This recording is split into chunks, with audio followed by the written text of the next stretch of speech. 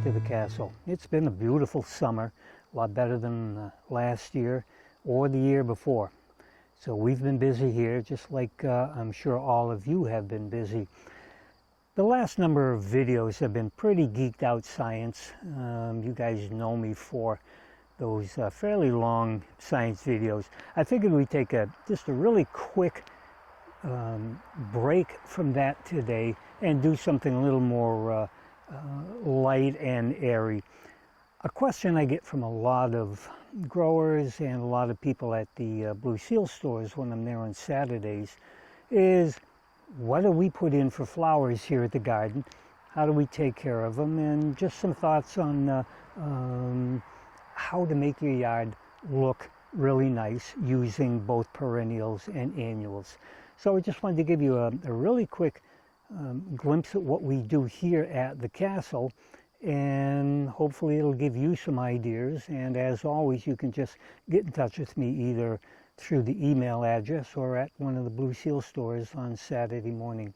So let's take a little tour of the gardens.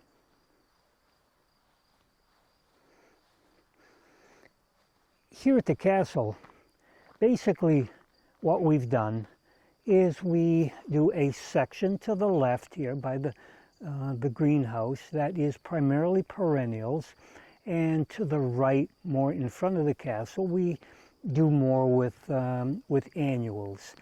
We, just like you, have the normal issues with certain things that don't do really well. We have some bug problems, we have some disease problems. We have to deal with them just like you do. But we try not to use heavy-duty pesticides or insecticides. We like staying as natural as we can. We also really try to emphasize putting in flowers that will be supportive of beneficial insects like like butterflies and spiders and bees, and also ones that are pretty resistant to most diseases and pests. So as we walk up the walkway here in the perennial section, you can see in the front in the urns, I like experimenting with some of the ornamental grasses and putting in some color. You guys know me as really being pretty drawn to a few particular flowers like petunias. We grow a lot of the wave petunias. I just think they're a beautiful flower that produces really well all summer. A couple other flowers that I like in the perennial garden here, I really like Rudbeckia. Rudbeckia comes in, oh gosh, probably first part of July we start seeing blooms, and just blooms really strongly all summer, well into the fall. Really bright colors. It's very resistant to disease, resistant to pest pressures. I just think it's a great flower to have in the garden. A couple other flowers that I like the echinacea. There's a number of different varieties and colors. They bloom pretty strongly for a month or so, and next to the echinacea and up in the upper area, you can see a couple of big clumps of phlox. I think phlox are another beautiful flower. They can come in all sorts of different colors, the whites, the blues and purples, the more on the red hues. They can be prone to powdery mildew towards the end of the season that you can deal with either by getting varieties that are less susceptible to it, or using a light fungicide. A couple other flowers you'll see out here that I like as a staple in the garden is the Shasta daisy varieties. There's a lot of those, the Alaskas, the Shastas. They come in middle of the summer, late spring, nice big flush of white flowers, and then when they have done their flowering, then they'll be followed by the echinacea and by the phlox. I also love this other flower, the Anis hyssop, the Agastaki. It's got a very nice anise flavor. You can actually use the leaves and the flowers in salads. Bees and all sorts of pollinators love this plant. The butterflies, these plants will just be covered all day with pollinators. In the front I have a couple of varieties of sedums. Those will bloom probably first part of September. Another nice flower, rugged.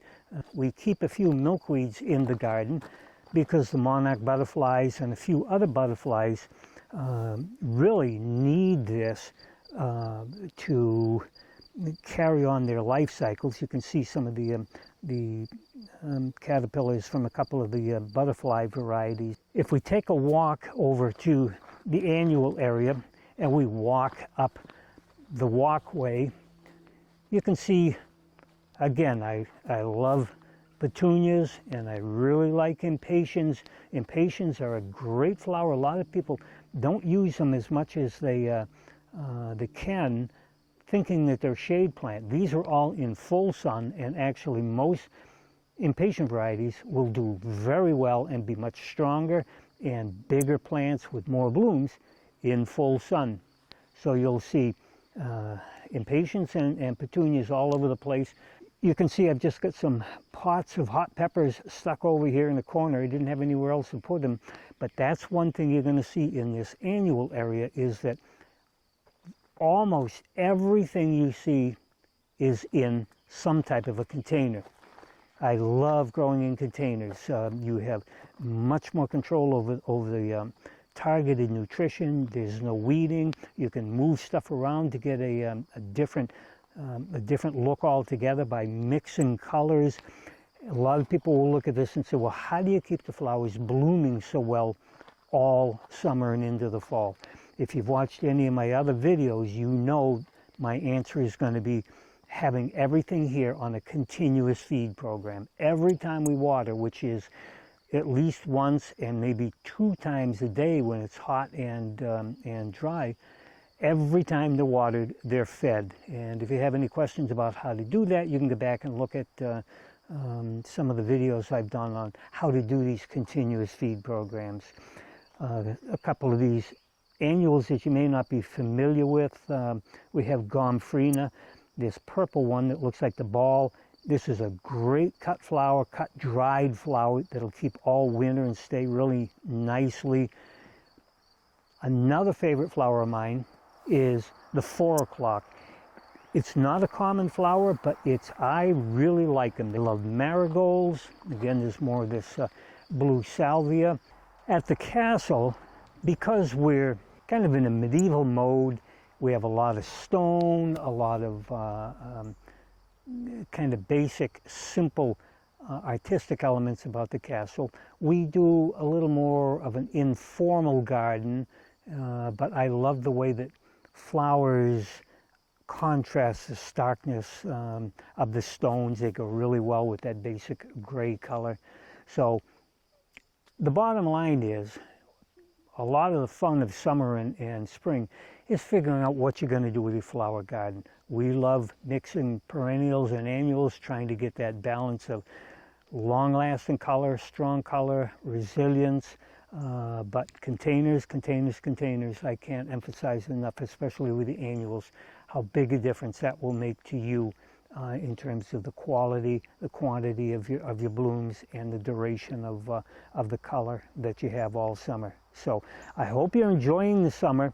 Like I say, it's been a beauty. I can smell September around the corner, but most of the flowers should bloom really well into September. The hot peppers are coming in. So if you guys have any questions, like usual, you can get in touch with me through the contact info at the end of the video, or get in touch with me through your local Blue Seal store.